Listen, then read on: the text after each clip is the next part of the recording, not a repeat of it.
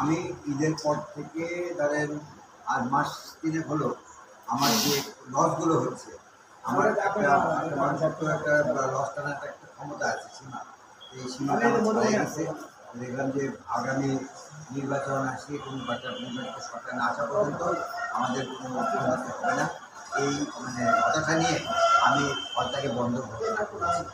বিশেষ করে কন্টেন্ট নাই, লস খাচ্ছি, এটাই হচ্ছে যে ছবির সরবরাহ থাকতো তাহলে তো চলতো। ছবির কোনো সরবরাহ নাই।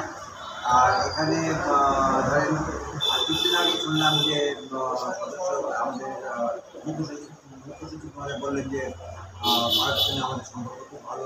আমরা জানি ভারতের সঙ্গে সম্পর্ক ভালো, ভারতের সঙ্গে বাণিজ্য বেড়েছে।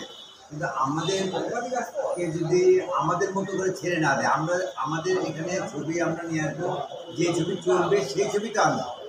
সেখানে যদি সবসময় একটা ইয়ে করা হয় যে না ভারত আনা যাবে না, ইরান থেকে আনে, পাকিস্তান থেকে আনে, ওখানে যদি আমাদের এখানে চলার মতো ছবি হয় আমরা অবশ্যই আনবো।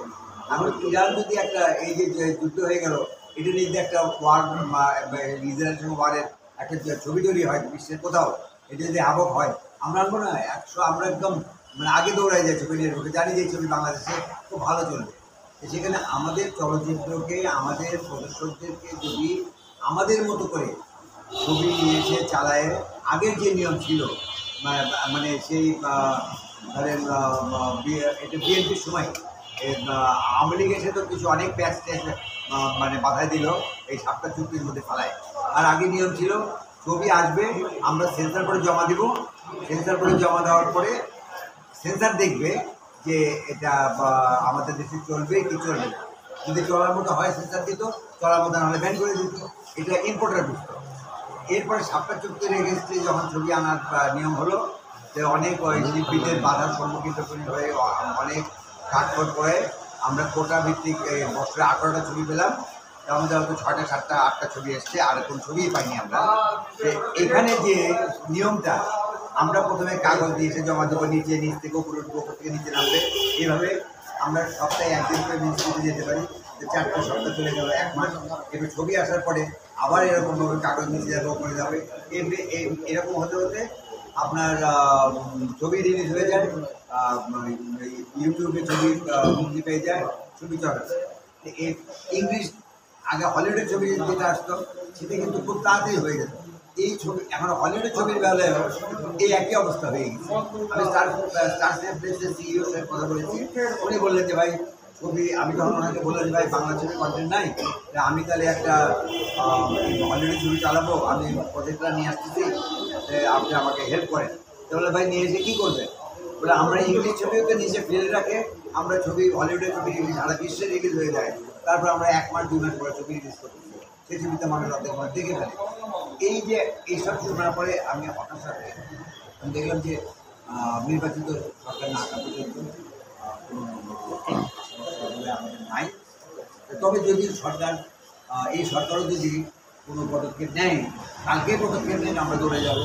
এই জন্য আমি বলছি যে অনির্দিষ্টকালের জন্য আমরা এটা বন্ধ ঘোষণা করলাম, কারণ আমি লস রাখলাম।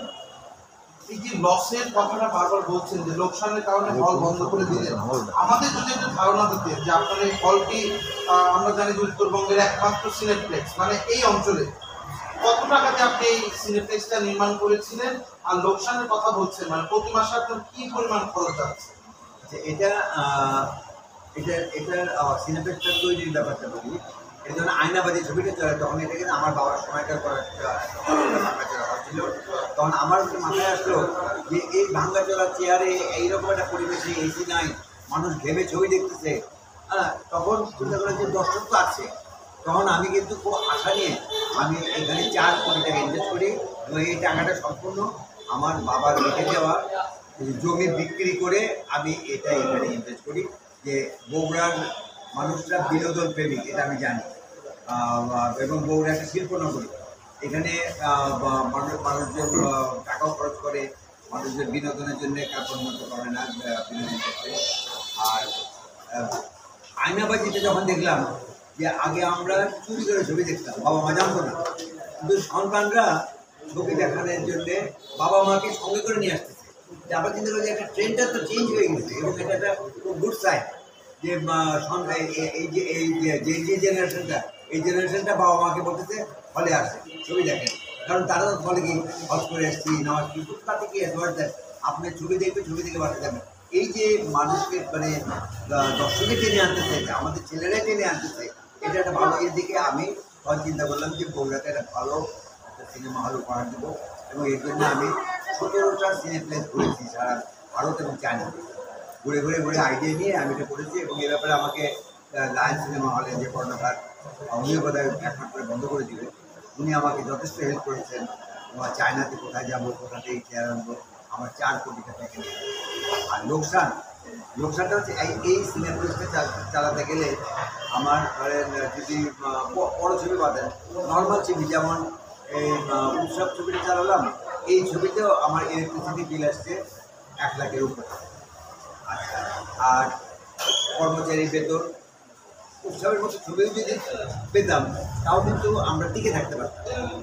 তারপর থেকে দেখতেছি যে ছবি চালাচ্ছে 4 জন 5 জন 10 জন লোক, এই 10 জন লোকের জন্য আমাকে এসে চালাতে হবে। আমার ইলেকট্রিসিটি বিল 80-90 1 লাখ টাকা, কর্মচারী বেতন কর্মচারী কিছু তাহলে এটা 1.5 লাখ টাকা থেকে 1 লাখ টাকা নিয়ে 2 লাখ টাকা, এরপরে হল চললে ভ্যাট দিতে হয়, মেনটেন্যান্স কস্ট আছে, মেশিনারিদের খরচ আছে। এই যে এইসব করতে গিয়ে দেখা যাবে 3 লাখ টাকা করে আমার প্রতি মাসে বাইরে থেকে নিয়ে এসে করতে হচ্ছে। বাইরে থেকে আমি আর কত নিয়ে আসতাম, আমার তো মানে রাজার ভান্ডার নেই যে আসতেই থাকবে আনতেই থাকবে।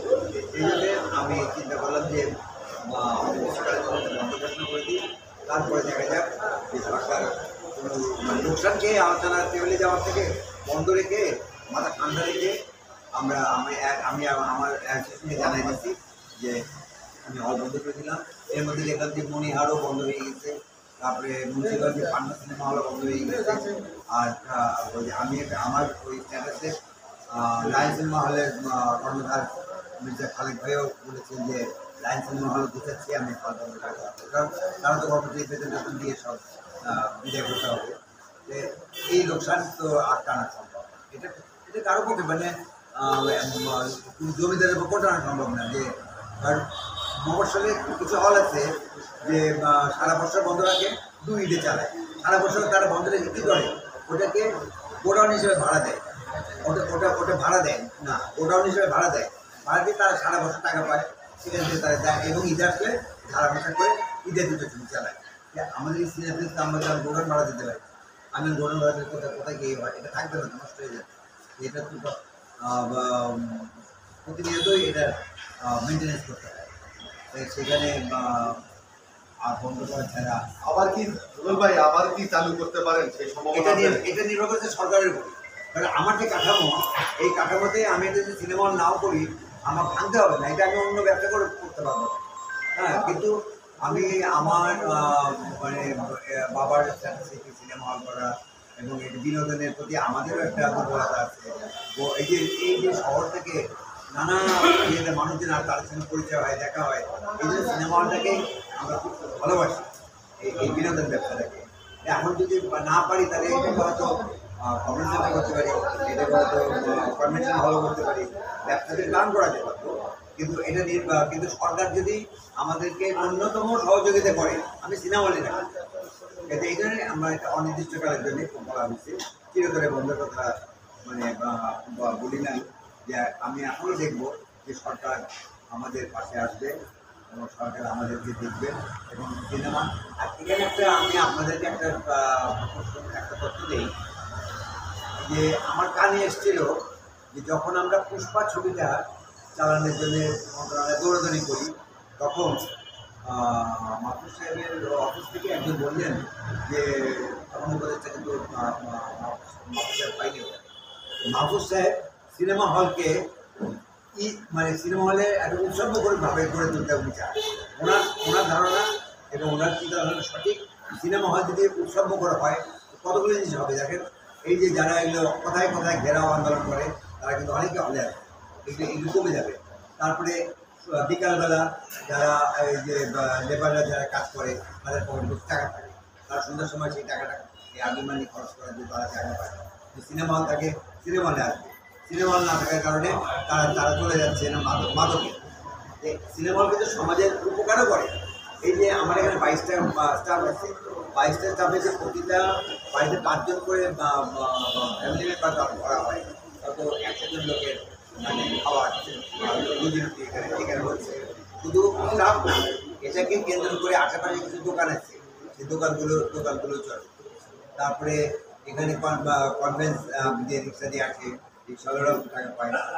একটা প্রতিষ্ঠানকে দিলে হয়, এটা তো সরকারকে দিতে হবে। আর আমরা তো ট্যাক্স দিই, আমরা ভ্যাট দিই, সেখানে এখান থেকে সরকারের আয় আছে। সরকারের যদি এই যে একটা কথা বলি, পাঠান ছবিটা চলার পরে আপনার বাংলাদেশে 16টা সিনেপ্লেক্স মিনিপ্লেক্স তৈরি হয়েছে।